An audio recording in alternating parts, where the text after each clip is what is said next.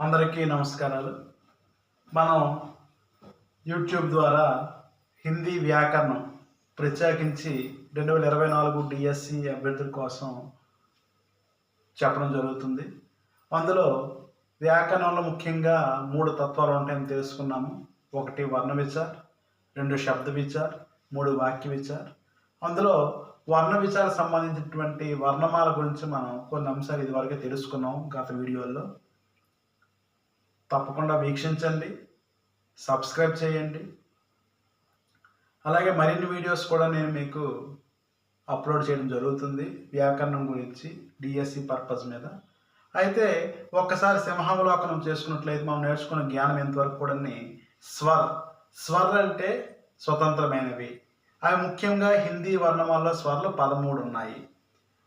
అవి మళ్ళీ 2 రకాలుగా విభజించాము. ఒకటి ఏంటంటామంటే హ్రస్వస్వర్, 2 దీర్ఘస్వర్. హ్రస్వస్వర్ అంటే 4 ఉన్నాయి. ఆ, ఈ, ఉ, రు, లేదా దాన్ని రి అంటాం. దీర్ఘస్వర్ అంటే 7 ఉన్నాయి. ఆ, ఈ, ఊ, ఏ, ఐ, ఓ, ఔ. మరి అమ్మహ అని ఏమంటాము అంటే అయోగవా లేదా అసంగప్తాన్ని అంటారని చెప్పుకున్నాము. ఎందుకంటే అచ్చులు మరియు హల్లులతో కలిపి ఏర్పడ్డాయి రెండింటిని. అయినప్పటికీ మన తాలూకు కంటెంట్ ప్రకారము అమ్మహ అని మనం అచ్చుల కింద మనం తీసుకుంటాం. అయితే ఏవైతే మనం మూల స్వర్ అని చెప్పుకున్నామో, హ్రస్వస్వర్ అని చెప్పుకున్నామో, దానికి మరొక పేరు కూడా ఉంది, ఏకమాత్రిక స్వర్. మూల స్వర్ అన్న, ఏకమాత్రిక స్వర్ అన్న, హ్రస్వస్వర్ అన్న 4. ఆ, ఈ, ఊ, రి. దీర్ఘ స్వర్ అన్న, ద్విమాత్రిక స్వర్ అన్న, సంధి స్వర్ అన్న అవి 7. గుర్తుంచుకోండి. అలాగే ఆ సంధి స్వరంలోనే 4 అక్షరాలు ప్రత్యేకించి ఉన్నాయి. ఏంటంటే ఏ, ఐ, ఓ, ఔ. వాటిని సంయుక్త స్వర్ అని కూడా అంటారు. అది కూడా మనం చెప్పుకోవడం జరిగింది. ఇవి మొత్తం 13. దాని తర్వాత వ్యంజనకు వచ్చాము. వ్యాకరణ పరంగా వ్యంజనలు మనకి 33 ఉన్నాయి. ఆ వ్యంజనల్ని 3 రకాలుగా విభజించాము. ఒకటి స్పర్శ వ్యంజన్, అవి 25 ఉన్నాయి. అవి 5 వర్గాలకు సంబంధించినవి. కవర్గు, చవర్గు, టవర్గు, తవర్గు, పవర్గు. తర్వాత అంతస్తు వ్యంజన్. అంతస్తు వ్యంజన్ అంటే ఎందుకన్నామంటే అవి వ్యంజన్లు కాదు, స్వరాలు కావు. రాసేవి వ్యంజన్లాగా ఉంటాయి, చదివేటప్పుడు స్వరంలాగా ఉంటాయి. కాబట్టి వాటిని అంతస్తు మధ్యస్థంగా ఉండేవన్నారు. అవి యా, రా, లా, వా 4. దాని తర్వాత ఊష్మ వ్యంజన్, షే, షా, సాహ. అవి పలికేటప్పుడు ఒక రకమైనటువంటి వేడి వాయువు మన నోటి నుంచి వస్తుంది కాబట్టి వాటిని ఊష్మ వ్యంజన్ అని చెప్పేసి అన్నారు. ఈ 3 కూడా మెథడాలజీ ప్రకారం వీటిని మళ్ళీ విచారు, సంవారని కూడా విభజించడం గుర్తుంటుంది మీకు. విచార్ అంటే 1, 2 ప్రతి వర్గంలో ఉండే మొదటి 2 అక్షరాలు విచార్లు, గుర్తుంచుకోండి. అలాగే శేషాసా కూడా విచారులే. ఇక సంవార్ అంటే ప్రతి వర్గంలో ఉండే 3 వర్ణాలు, 3వది, 4వది, 5వది, మిగతా వ్యారా, లా, వాహ అవన్నీ కూడా మనకి ఏమవుతాయి అంటే సంవార్లు అవుతాయి. అంతేకాకుండా డాఢాని మనం ఏమన్నామంటే మూర్ధన్యం, ద్విస్పృష్ట అని చెప్పేసి కూడా చెప్పుకోవడం జరిగింది. అలాగే లుంటిత్ చెప్పుకున్నాము, పాశ్విక్ కూడా మనం చెప్పుకున్నాం. ఇవన్నీ కూడా మనకు వర్ణమాలలో మొత్తం వర్ణాలు. అయితే ఇవి కాకుండా ఇంకా 3 ఉన్నాయి. అవి ఏంటంటే క్షాత్రజ్ఞ, అవి సంయుక్తాక్షరాలు చెప్పుకున్నాం. సంయుక్తాక్షరాలు అంటే అర్థం ఏంటి చెప్పండి? 2 వేరు వేరు భిన్న అక్షరాల కలయిక వల్ల ఏర్పడిందని సంయుక్తాక్షరం అంటాం. అవి క్షాత్రజ్ఞ. శ్రే కూడా ఉంది మనకి. అయితే వ్యాకరణం ప్రకారము 49 వర్ణాలే, అది గుర్తుంచుకోవాలి. అయితే ఇప్పుడు ఆ వర్ణ జ్ఞానం మనం నేర్చుకున్న తర్వాత ఇప్పుడు మనం చెప్పాను, ఇంతకు ముందే నేను చెప్పాను, పదే చెప్తున్నాను. ఏంటంటే శబ్దోచ్చారణ ప్రక్రియ అనేది మనం విడిచిపెట్టే వాయువు ద్వారా, మనం విడిచిపెట్టే గాలి ద్వారా బయటికి వస్తాయి. అవి రావడానికి అతి మూలమైనటువంటిది ఏమిటి అంటే స్వరయంత్రము. దాన్ని స్వరపేటిక అంటారు. ఆ స్వరయంత్రంలో కానీ అవయవాలు సక్రమంగా లేనటువంటి వాళ్ళే మూగ వాళ్ళని చెప్పి అంటాం. ఎందుకంటే వాళ్ళకి అవయవాలు సక్రమంగా ఉండబడవలసిన క్రమంలో ఉండవు. అవి ఆ క్రమంలో ఉంటేనే బయటకు వచ్చే వాయువు ఆ అవయవాలను తాక్కుంటూ బయటకు వచ్చి ఆ శబ్దం బయటకు వస్తుంది, ధ్వని బయటకు వస్తుంది. అందుకని స్వరయంత్రంలో ఉండే అవయవాలు చాలా ముఖ్యము. ఆ స్వరయంత్రంలో మనం ఏదైతే స్వరయంత్రం అంటే పలకడానికి ఉపయోగించబడినటువంటి ఆర్గానిజం ఏదైతే ఉందో దాన్ని స్వరపేటిక అంటారు. దాంట్లో ముఖ్యంగా 6 భాగాలు ఉంటాయి. అవి ఏంటంటే కంఠ లేదా జిహ్వమూల్. కంఠ అంటే కంఠము, జిహ్వమూల్ అన్నా కూడా గుర్తుంచుకోండి. నాలిక, జిహ్వ అంటే నాలిక, నాలికకి మూల భాగము అంటే మూలమైనది అంటే నాలికకి మొదట భాగం అనేది దాన్ని కంఠ అంటారు.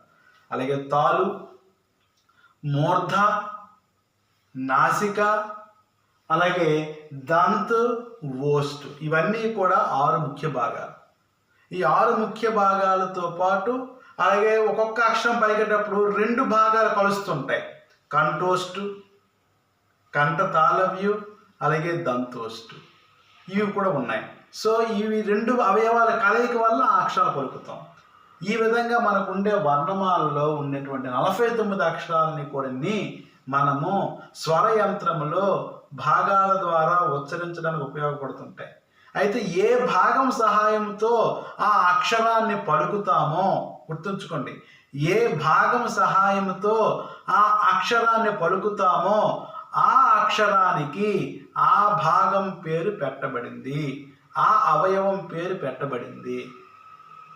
దానిని వర్ణోంక ఉచ్చారణ స్థానం అంటారు. గుర్తుంచుకోండి.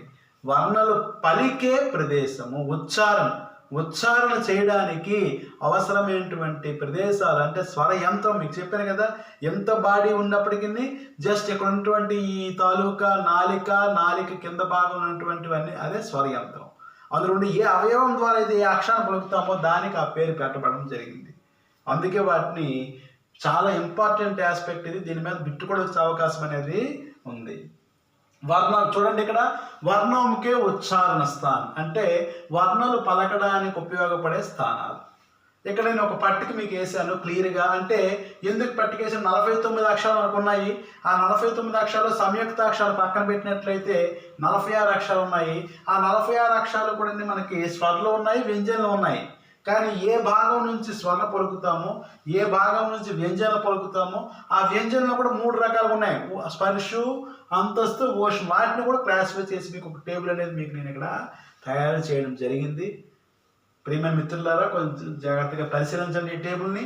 ఇక్కడ మొదట హెడ్డింగ్ ఏంటంటే స్థానం అంటే ఉచ్చారణ స్థానం. ఆ స్థానం ఏ భాగం అయితే చెప్తున్నాను కదా ఆ భాగం పేరు.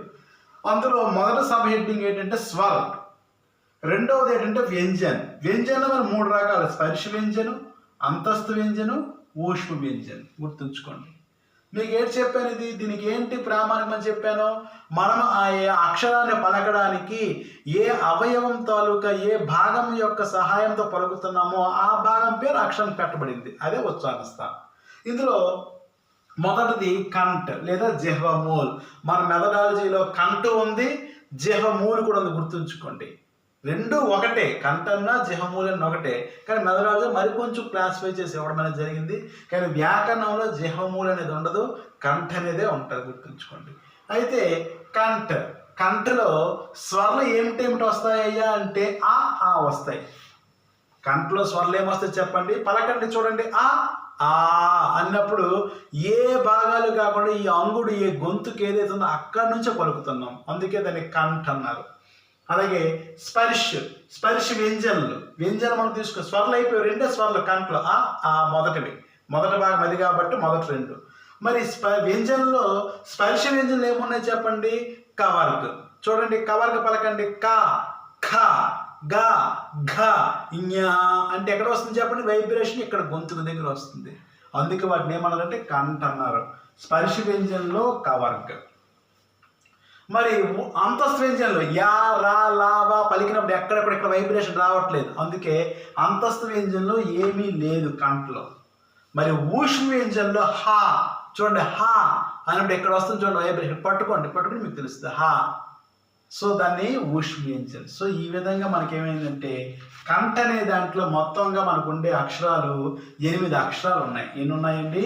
8. ఒకటి స్వరంలో 2 అక్షరాలు ఆ 1. వ్యంజనంలో స్పర్శ వ్యంజనంలో 5 కవర్గ మొత్తం. అలాగే ఊష్మ వ్యంజనంలో హ. గుర్తుంచుకోండి.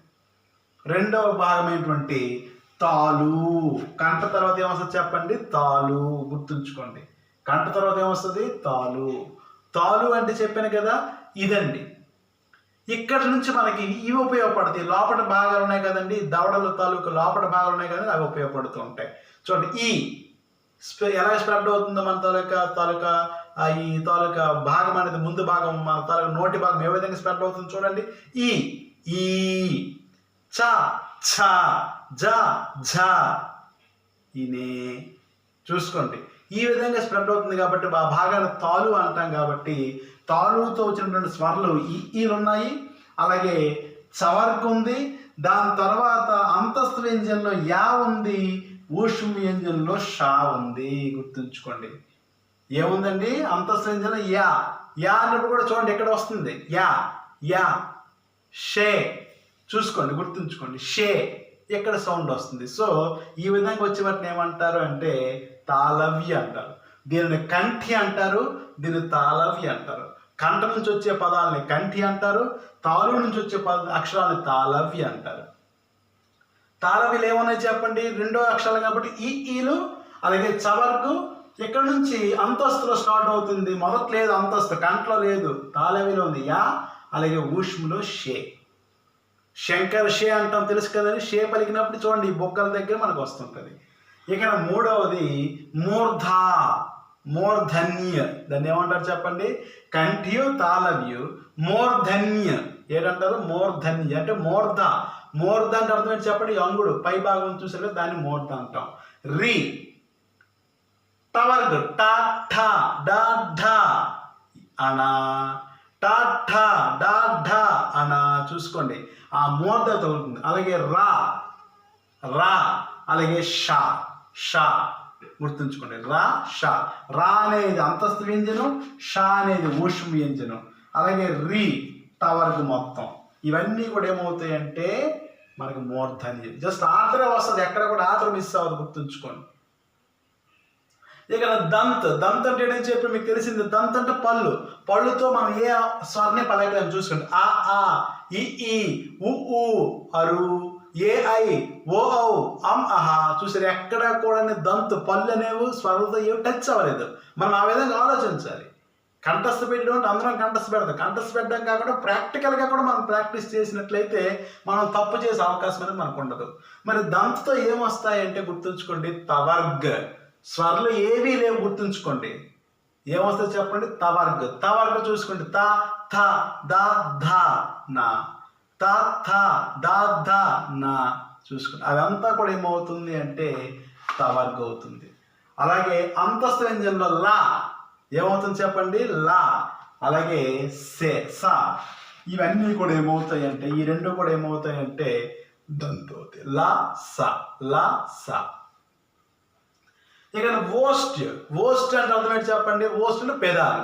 పెదాలతో వచ్చిన మీకు ఏంటంటే ఊ చూడండి, ఊ పెదాల షేప్ మారుతుంది. అలాగే పా పా బా బా మా, పా పా బా బా మా. చూసుకోండి, పవర్క్ అంతే. ఇక్కడ అయిపోయాయి ఆల్రెడీ. ఏంటి అంతస్తు యారాలా అయిపోయి, బాబు అక్కడ ఉండిపోయింది, ఇంకెక్కడ రాదు.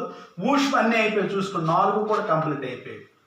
4 కూడా అయిపోయాయి. ఓస్ట్లో ఏముంటాయి చెప్పండి? కేవలం 7 అక్షరాలే. ఏంటవి? ఊలు పవర్క్. ఓస్ట్లో ఊలు పవర్క్. ఓస్ట్లో ఏంటి మారుతుంది? పెదవి యొక్క రూపం అనేది పలుకుతుండేటప్పుడు మారుతుంది. దాన్ని ఓస్టి అంటారు. అయిపోయింది. ఇక్కడ నాసిక గుర్తుంచుకోండి, ఇది వెరీ ఇంపార్టెంట్. నాసిక. నాసిక అంటే ముక్కు.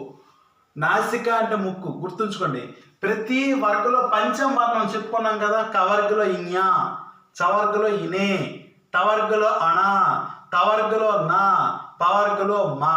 ప్రతి వర్గలో ఉన్నటువంటి పంచమ వర్ణాలు అవి గుర్తుంచుకోండి. అవి వాటిని నాసికి అంటారు. ఏంటంటారు చెప్పండి? నాసికి. ఇక్కడ చాలా జాగ్రత్త గమనించాలి.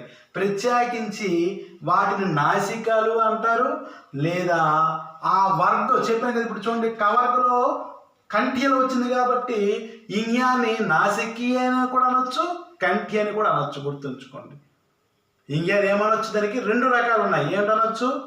నాసికి, ముక్కుతో కూడా పలుకుతాము, అలాగే ఆ వర్గకు కూడా సంబంధిస్తుంది. అందుకని చెప్పేసి నాసికి కూడా మనకి ఇక్కడ మనం తెలుసుకోవాలి. కేవలం కవర్గలో వచ్చినవన్నీ కూడా కంటిలే. కానీ ఇంగ్యాకి ప్రత్యేకంగా నాసికి అంటే ముక్కుతో పలికేదని కూడా దానికి ఒక పేరు అనేది ఉంది. సో అందుకని చెప్పేసి ప్రతి పంచమ వర్ణము ఆ వర్గం యొక్క ఉచ్చారణ స్థానంతో పాటు నాసిక ముక్కుతో కూడా పలికేవి అని అంటాం. గుర్తుంచుకోండి, ఇది ఇంపార్టెంట్. అలాగే ఇక్కడ ఇవి 6 ముఖ్య భాగాలు అయిపోయేవి. ఇక్కడ మిగిలినటువంటి అక్షరాలు పలకడానికి ఏంటంటే ఒక అవయవం ఒక భాగం కంటే ఇంకొక భాగం కూడా సహాయం చేయాలి. అవే ఏంటి అంటే మొదటిది కంఠతాలు. కంఠతాలు అంటే చెప్పిన కదా, ఈ గొంతుకు. తాలు అంటే బొగ్గల దగ్గర. కంఠతాలు చూడండి, ఏ ఏ అన్నప్పుడు ఇక్కడ వైబ్రేషన్ వస్తుంది, ఈ బొగ్గలనే ఇలాగవుతున్నాయి. ఏ ఐ ఏ ఐ ఏ ఐ గమనించండి. సో వాటిని ఏమన్నారంటే కంఠతాలు. వర్గలు స్పర్శ వ్యంజనలు అన్నీ అయిపోయేవి, మరి ఏంటి ఉండవు. అంతః వ్యంజనలు ఒక్కటే ఉంది, వా. ఓష వ్యంజనలు అన్నీ అయిపోయేవి, అందుకే మరి ఇక్కడ ఏంటి మనకు ఉండదు. కంఠతాలులో ఏమున్నాయంటే కేవలం 2 స్వరాలే, ఏ ఐ. మరి కంటోస్ట్ ఓ ఔ చూడండి, ఓ ఔ. ఓ అంటే ఇక్కడ వైబ్రేషన్ వస్తుంది, పెదాలు కూడా కదులుతున్నాయి. ఓ ఔ అందుకే వాటిని ఏమన్నారంటే కంటోస్ట్ అన్నారు. అవి 2, మిగతావి ఏమీ లేవు. ఇక్కడ లాస్ట్ దంతోస్ట్ అంటే వా. అంతస్తు వ్యంజనంలో ఒక్కటే ఉంది, వా అన్నప్పుడు చూసుకోండి, దంతు ఓస్ట్, పెదాలు మరియు పళ్ళు కలుస్తున్నాయి, అందుకు దాన్ని ఏమన్నారు, దాన్ని దంతోస్ట్ అని. ఈ విధంగా మనకి ఉచ్చారణ స్థానాలు అనేవి టోటల్గా ఉన్నాయి. అయితే ఇక్కడ మనం ఇంకొక గమనించాలి, ఏ విధంగా అయితే నాసికి మనం గుర్తుంచుకోండి ఒక్కసారి. నాసికి అంటే అర్థమైంది చెప్పండి. ప్రతి పంచమ వర్ణం కూడా నాసిక అవుతుంది, మరి ఆ వర్గానికి సంబంధించింది కూడా అవుతుంది, గుర్తుంచుకోండి, ఇంపార్టెంట్. అలాగే ఫర్ ఎగ్జాంపుల్ అహా తీసుకున్నాం కదా. ఫర్ ఎగ్జాంపుల్ ఇక్కడ రాస్తాం చూడండి, అహా. మరి అహా అనేది ఏ ఉచ్చారణ స్థానం అండి అంటే గుర్తుంచుకోండి, ఈ విసర్గ అనేది ఏంటండి, ఈ విసర్గ అనేది ఏ అక్షరం ప్రక్కనైతే పెడతామో, విసర్గ అనేది ఏ అక్షరం ప్రక్కనైతే పెడతామో ఆ అక్షరం యొక్క ఉచ్చారణ స్థానమే దాని స్థానం అవుతుంది. ఫర్ ఎగ్జాంపుల్ అహా అనేది కంట్లో ఉంది కాబట్టి అది ఏంటవుతుంది చెప్పండి, కంటి అవుతుంది. అది మానేసి ఇక్కడ తహ పెట్టామనుకోండి, తహ అంతఃపురం అంతః పెట్టాం, అప్పుడు తా అనేది ఏమవుతుంది చెప్పండి, దంత అవుతుంది. కాబట్టి అది ఏమవుతుంది చెప్పండి, తహ అనేది దంతి అవుతుంది. అంటే విసర్గ అనేది ఏ అక్షరం ప్రక్కన మనం విసర్గ పెడితే ఆ అక్షరం తాలూకు ఉచ్చారణ స్థానమే దానికి సంతరించుకుంటుంది. చాలా జాగ్రత్తగా ఇది గమనించాలి, ఓకేనా. తహ్ అంటే దంత్యు, పహ్ అంటే ఓష్యు, టహ్ అంటే మూర్ధ, చహ్ అంటే తాళవ్యు. అంటే విసర్గ అనే దానికి ప్రత్యేకంగా దానికి ఉచ్చారణ స్థానం ఉండదు. ఏ అక్షరం పట్టుకుంటే ఆ అక్షరం ఉచ్చారణ స్థానం దానికి అయిపోతుంటుంది, అది గుర్తుంచుకోవాలి. ఈ విధంగా మనకి వర్ణోంక ఉచ్చారణ స్థానం అనేది ఉంది. వర్ణ ఉచ్చారణ స్థానాలు హిందీ స్వరపేటికలో, మన తాలూకు స్వరపేటికలో హిందీకి సంబంధించినటువంటి వర్ణమాలకు సంబంధించినటువంటి జ్ఞానం నేర్చుకునేటప్పుడు ముఖ్యంగా 6 అవయవాలు ఉన్నాయి. అవి ఏంటంటే కంఠ, తాళవ్యు, మూర్ధన్యు, దంత్యు, ఓష్ట్యు, నాసిక. ఇంకా మీకు చెప్పాను కదా, మెథడాలజీలో ఏం చెప్తాడో చెప్పాను. కంఠ ఒకటి ఇస్తాడు, జిహ్వ మూలు ఒకటి ఇస్తాడు, రెండింటి అర్థము ఒకటే, గుర్తుంచుకోండి. కంఠలో ఏముంటాయి అంటే ఆ కవర్గు అలాగే హా, ఆ కవర్గు హా. తాళవులు ఏముంటాయి చెప్పండి, ఈ చవర్గు యా షే, శంకర్ షే. అలాగే మూర్ధలు ఏముంటాయి చెప్పండి, రి టవర్గు రా షా. దంతులు ఏముంటాయి చెప్పండి, తవర్గు లా సా. ఓష్లు ఏముంటాయి చెప్పండి, ఉ పవర్గు. నాసికలు ఏముంటాయి చెప్పండి, 5 పంచమ వర్ణాలు ఉంటాయి. కంఠ తాలులో ఏ ఐ ఉంటుంది, కంఠ ఓష్లో ఓ ఔ ఉంటుంది, దంతోష్లో వా ఉంటుంది. సో ఈ విధంగా మనం చెప్పుకున్నాం. మరి అహా అనేది ఏమవుతుందని చెప్పుకున్నాం చెప్పండి. అహా అనేది ఏ అక్షరం ప్రక్కన అయితే పెడతామో ఆ అక్షరం యొక్క ఉచ్చారణ స్థానమే అహాకి అవుతుంది. చాలా జాగ్రత్తగా గుర్తుంచుకోవాలి. మన నాసికై అనగానే గుర్తుంచుకునే పంచమ వర్ణం అవుతుంది. అంతేకాకుండా పంచమ వర్ణాలు అనేవి ఆ వర్గ యొక్క స్థానం అవుతాయి, నాసిక అవుతాయి, ఏదైనా అవుతాయి. ఏ విధంగా మనం అనొచ్చు, అది కూడా మనం చాలా జాగ్రత్తగా తెలుసుకోవాలి. ఈ విధంగా ఉచ్చారణ స్థానం గురించి కూడా మనము తెలుసుకోవాలి. నెక్స్ట్ క్లాసులో మనకి ఒక అక్షరం ఒక పదం తీసుకున్నట్లయితే ఆ పదంలో ఎన్ని వర్ణాలు ఉంటాయి అనే అంశాన్ని కూడా తెలుసుకుంటాం. దాని మీద కూడా మనకు బిట్స్ వచ్చే అవకాశం ఉంది. 6th 7th టెక్స్ట్ బుక్స్లో ఒక్కొక్క పదం ఇచ్చేసి ఆ పదంలో వర్ణాలు ఏమని అడుగుతున్నాడు, మీరు గమనించే ఉంటారు. సో వాటి గురించి కూడా క్లాస్ చెప్పుకున్నట్లయితే ఈ వర్ణమాల అనేది టాపిక్ అనేది మనం పూర్తి చేయడం అనేది అవుతుంది. ఈ వర్ణమాల జ్ఞానం బాగా వచ్చినట్లయితేనే మనం హిందీ వ్యాకరణంలో సంధిని మనం బాగా తెలుసుకోగలం. ఎందుకంటే సంధి అంటే అర్థం ఏంటంటే 2 అక్షరముల కలయిక. మరి అక్షరముల కలయిక మనకు తెలియాలంటే అక్షర జ్ఞానం పూర్తిగా తెలియాలి. అప్పుడు మాత్రమే మనము ఆ సంధి అనే అంశాన్ని, సంధి అనే టాపిక్ని మనం చాలా జాగ్రత్తగా మనము తెలుసుకోగలం. ప్రియమైన వీక్షకులారా, మ్యాక్సిమం అంతా కూడా హిందీ గ్రామర్ అయినప్పటికీ తెలుగు మాధ్యమంలో చెప్తున్నాను. కారణం ఏంటంటే మన అహిందీ ప్రాంతం కాబట్టి అందరికీ సులభంగా అర్థం అవ్వాలి.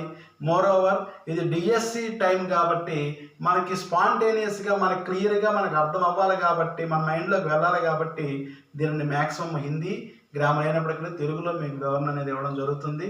సాధ్యమైనంత వరకు నా ఛానల్ని సబ్స్క్రైబ్ చేయండి.